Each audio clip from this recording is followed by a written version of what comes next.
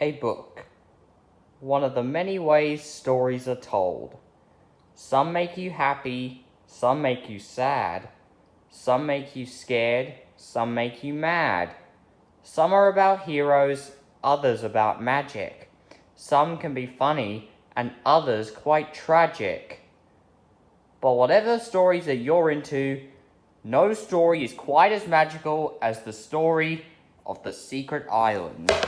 Thomas the Tank Engine, the #1 blue engine on Sodor, understands the value of friendship. Thomas has many different friends on his branch line. Thomas loves his jobs on his branch line, but sometimes he wishes for a change. And today, he got one. Thomas found Henry, Gordon, and James talking in the sheds. "Hello," he said. "What are you three talking about?" "We're talking about the VIP, the one I'm taking." Henry and James rolled their eyes. "I wish I could take him," Thomas said under his breath. "Don't be ridiculous," said Gordon. "You've got work to do on your branch line. Carry on."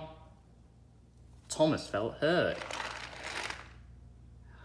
"You just had to say that, did you, Gordon?" said Henry. Thomas had to take a small goods train, but he kept thinking about the VIP. The trucks saw their chance. Soon, they began bumping Thomas. Thomas tried to pull, but they wouldn't move. Then the coupling snapped. Thomas was out of control and running away down the line.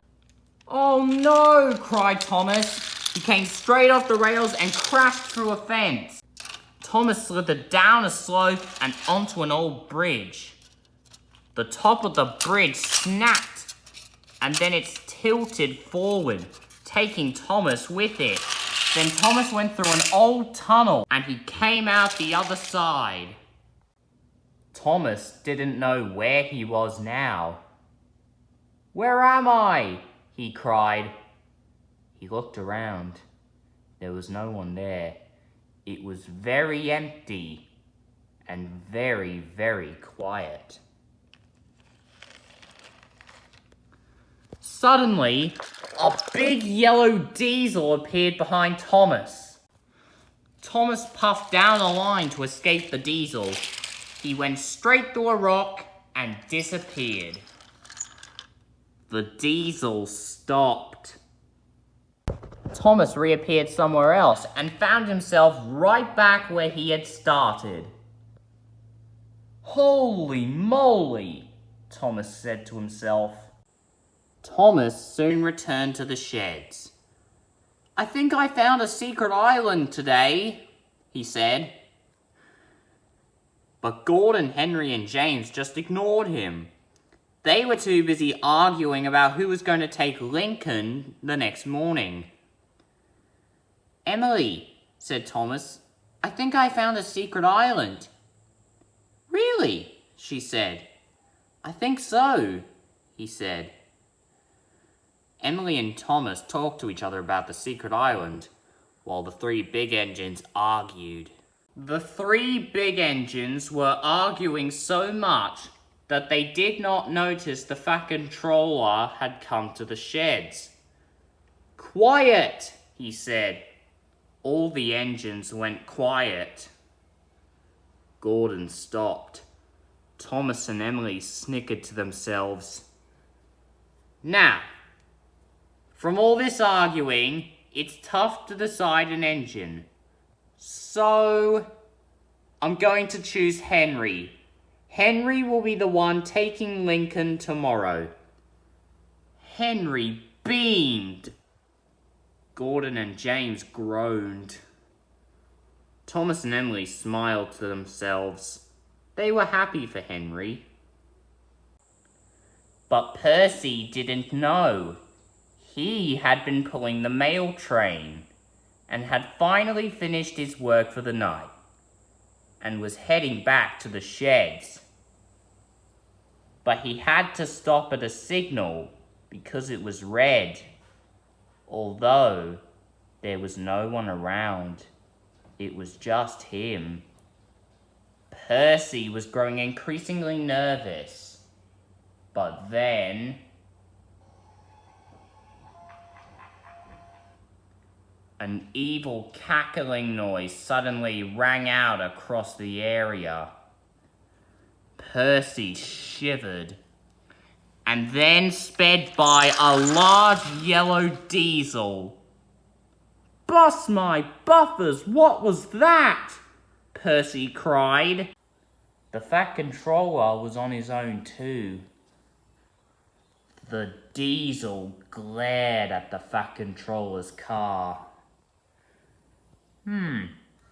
I think I should go to the grocery store. The railway's the quickest way. The diesel slithered out of the siding and was now right behind the Fat Controller's car. The Fat Controller soon realized this. "Oh no," he cried, "I'm being followed." And he was. The diesel was gaining on the Fat Controller. Then, the Fat Controller drove off the road and slithered down a ditch.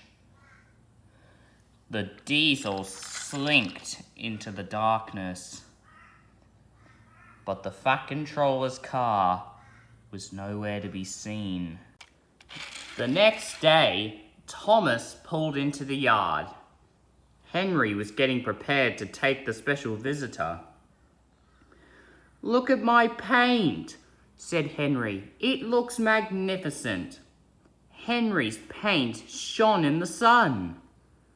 Thomas was surprised, and James was very jealous.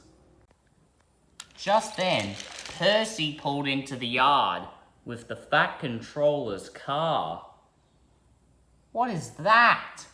asked Thomas. "It's the Fat Controller's car," said Percy. "It was found this morning."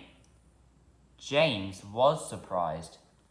"Well, I can't stop," said Percy, and he puffed away. "Well, I'd better get going," said Henry. "I need to collect Lincoln." Thomas and James all pulled out of the yard at the same time as Henry, but they didn't notice. And the 3 engines came off the rails. "Don't worry, Thomas," said Emily. "I'll take him." And Emily rushed off. "Thanks, Emily," cried Thomas. Just then, Stanley pulled up. "Goodness me! What happened here?" said Stanley. "Don't ask," said Thomas. Thomas, James, and Henry had been lifted back onto the tracks, and the Fat Controller had sent them to their sheds. "I really wanted to collect Lincoln," said Thomas. "I wanted to do that too," said James. "But that was my job," said Henry.